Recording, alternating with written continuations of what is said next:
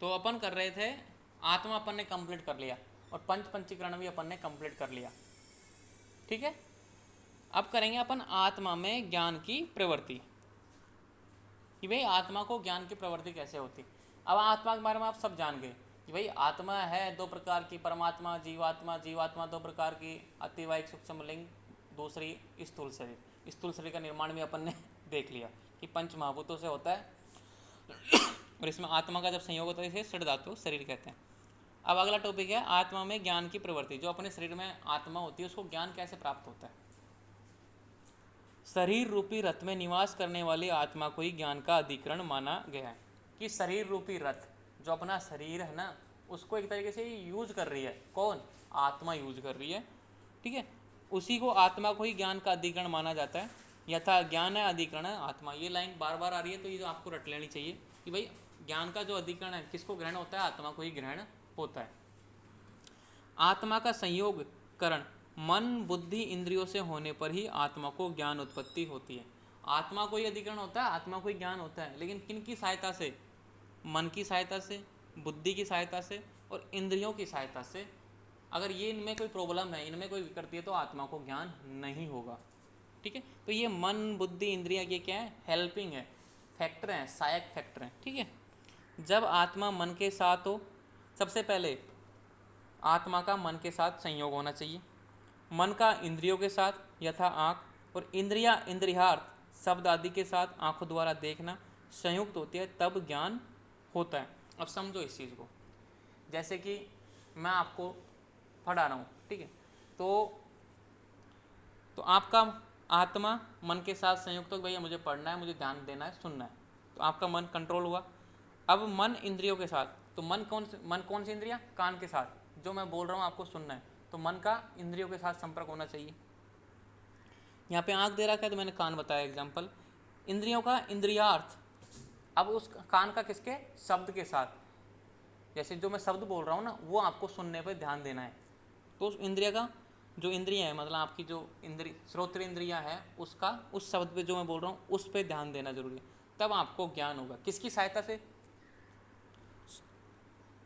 संयुक्त होती है तब ज्ञान होता है। इसमें एक वर्ड और आया था बुद्धि। मन का संयोग हुआ, इंद्रियों का संयोग हुआ, इंद्रियों का इंद्रियार्थ से संयोग हुआ, लेकिन ज्ञान किसके माध्यम से हुआ कि मैं क्या बोल रहा हूँ? वो बुद्धि करेगी, बुद्धि के बाद वो आत्मा को प्राप्त होता है। ये आत्मा की ये बोल रहा है व्यक्ति, मैं जो बोल रहा हूँ ये बोल रहा हूँ। इसको अभी इसमें जो कॉपी में लिख रहा है वो एग्जाम्पल देखते हैं। जब आत्मा मन के साथ, मन इंद्रियों के साथ यथा आँख, कि भाई जैसे कि अपन देखते हैं ना क्लास में बोर्ड पे जो सर लिख रहे हैं, आपकी पहले बात तो क्लास में ध्यान होना चाहिए। क्लास में ध्यान होने के बाद मतलब एक तरीके से मन क्लास में रहना चाहिए।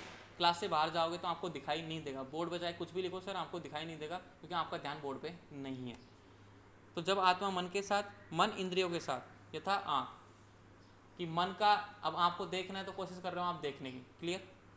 अब इंद्रियां, जैसे कि आप चक्षु इंद्रियां, आंखों में चक्षु इंद्रिय, तो उसमें रूप के साथ जो लिखा ना अक्षर की बनावट, उसको देखना है। फिर आपकी बुद्धि लगाएगी भाई ये लिखा हुआ है, तो आत्मा को ज्ञान होगा।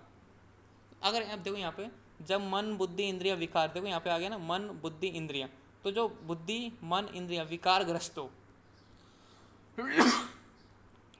विकारग्रस्त मतलब कोई डिजीज हो जाए या फिर कोई बीमारी हो जाए किसी भी तरीके से, तो आत्मा से इनका संयोग न हुआ होता, इंद्रियों पर तम का प्रभाव होने से पर भी ज्ञान नहीं होता।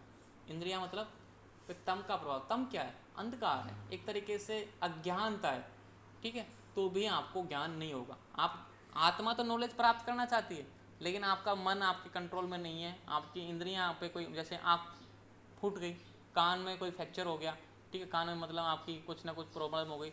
बहुत से व्यक्ति को गंध का अनुभव नहीं होता, किसी को दिखाई नहीं देता, क्यों कि फैक्ट उसने कुछ ना कुछ गड़बड़ हो गई, उसकी डैमेज हो गई, आंखों में कोई परेशानी हो गई, कोई रोग पैदा हो गया, तो दिखाई नहीं देगा। आत्मा तो चाहती है, ठीक है, मन भी चाहता है, लेकिन इंद्रियां काम नहीं कर रही। तो तीनों का सही होना जरूरी है। अगर तीनों में से किसी में एक में भी विकृति हो जाएगी ना, तो वो काम नहीं होगा। सिंपल। जब मन बुद्धि इंद्रियां विकारग्रस्त हो जाए, आत्मा से इनका संयोग न हो अथवा इंद्रियों पर तम का प्रभाव होने पर ज्ञान नहीं होता। जिस प्रकार दर्पण गंदा होने पर उसमें से रूप दिखाई नहीं देता, ठीक है। जैसे कि आप शीशे के सामने खड़े हो गए, शीशे के सामने खड़े होने से आपका प्रतिबिंब दिखाई नहीं दे रहा, क्यों? क्योंकि शीशा ही गंदा है। काम तो सारे हो रहे हैं, आप देखने की कोशिश कर रहे हो, सब कुछ हो रहा है कि लेकिन शीशा ही गंदा है, ठीक है। तो आपकी मतलब जो रूप इंद्रिय, दर्शन इंद्रियां हैं, वो सही से काम नहीं कर पाएंगे, क्योंकि जो आपका रूप दिख रहा है वो बेकार दिख रहा है, विकृत दिख रहा है, क्योंकि शीशा ही गंदा है। इस तरीके से कहने का मतलब है कि जो अपन को ज्ञान प्राप्त होगा किसकी सहायता से, ये हेल्पिंग नेचर है। कौन हेल्पिंग नेचर है? मन, बुद्धि, इंद्रिया। ठीक है। अब आपको कभी कभी ये होती है ना एक साक्षात वाली स्थिति, आपको इंद्रियों पे कंट्रोल हो, मन पे कंट्रोल हो और आप सब कुछ हो, ध्यान की अवस्था में आप उसका सब कुछ जान लेते हो, वो होती है परमात्मा वाली स्थिति। एकदम से उसमें बोलते हैं ना कि सुख दुख उसको ज्ञान हो जाता है, एक तरीके से एकदम से वो बन जाता है, एक तरीके से गॉड की तरह परमात्मा बन जाता है, क्योंकि उसने अपनी आत्मा को जगा लिया। जो आपकी आत्मा थी ना, सुख दुख में विलीन थी, सुख दुख के भोगों को भोग रही थी, उससे ऊपर उठ गई वो, आपको मतलब वो सिद्धियाँ प्राप्त हो गई एक तरीके से। वो वाली एक अलग बात है। आप बोलते ना कि मैं तो आंखें बंद करके भी मैं इसका रूप देख सकता हूँ, मैं तो जान सकता हूँ ये कौन है, आपने बिना देखे, वो एक सिद्धियाँ होती हैं, वो एक अलग बात है। ठीक है। वो आपको ये सब चीज़ों की जरूरत नहीं पड़ेगी, मन बुद्धि इंद्रिय, उस समय आप एक तरीके से परमात्मा का कार्य करोगे, क्योंकि आपने उसमें आत्मा पे विजय प्राप्त कर ली, मन पे इंद्रियों पे विजय प्राप्त कर ली, इनको अपने अधीन बना लिया। ठीक है। अब है धातु भेद से पुरुष प्रकार, ये इंपॉर्टेंट है, एग्जाम में आता है बार बार। धातु भेद से पुरुष प्रकार, धारणा धातुए स्मृता, जो शरीर को धारण करे धातु है, उस पुरुष को या आत्मा को धातु कहा गया है। अब शरीर को कौन धारण करता है? आत्मा ही तो धारण करती है। जैसे भाई सूक्ष्म शरीर था, लिंग शरीर था, वो घूमता रहता है, भटकता रहता है, वो किसको धारण करता है? पुरुष को, मतलब शरीर को धारण करता है।